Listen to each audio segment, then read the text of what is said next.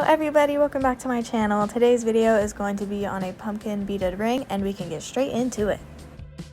First, you're going to want to cut about 1 foot or 1.5 feet of wire, and then we can start on our first pumpkin.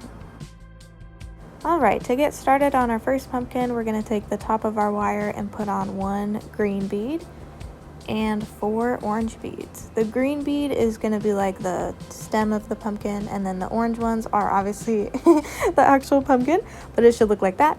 And then we're going to take our beads and let it trail down to the bottom of the wire, and then we're going to go back up top, take that piece of the wire, and we're going to go up through that 1 green bead. So you're just weaving it through just like that.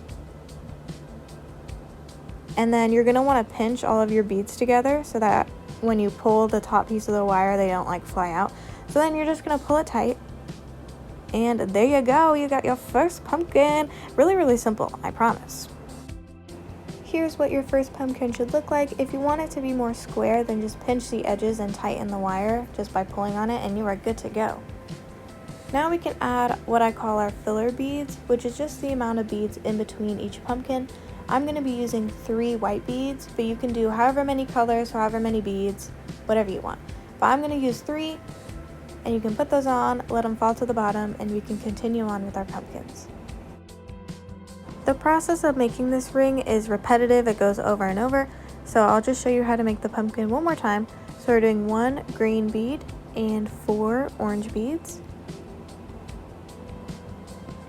Just like that, and you can let it slide down to the bottom, and then ignore all the white beads, pretend that they're not there, and we're going to take our wire and weave it through that 1 green bead, just like that, and then pinch all your beads so that they don't move, pull your wire tight, and there you go, you got a beautiful second pumpkin.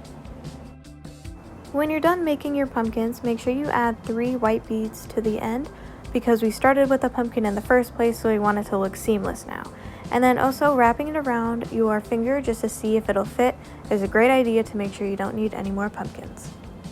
To close off our ring, we're going to take the top piece of our wire and weave it through the very first pumpkins we made in that ring sort of shape.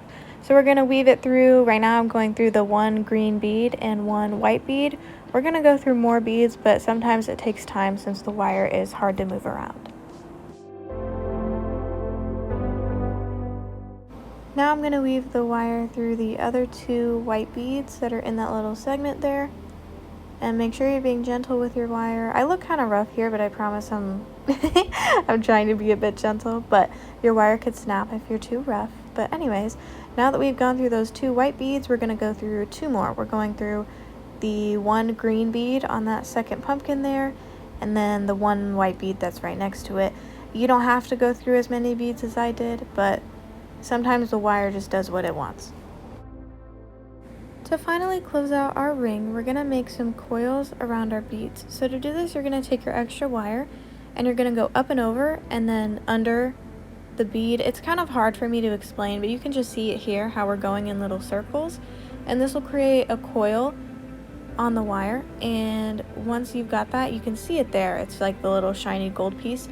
You can take your wire cutters or your scissors and trim that wire off, and then you can take your pliers and smooth out that piece of wire that's poking out a little bit.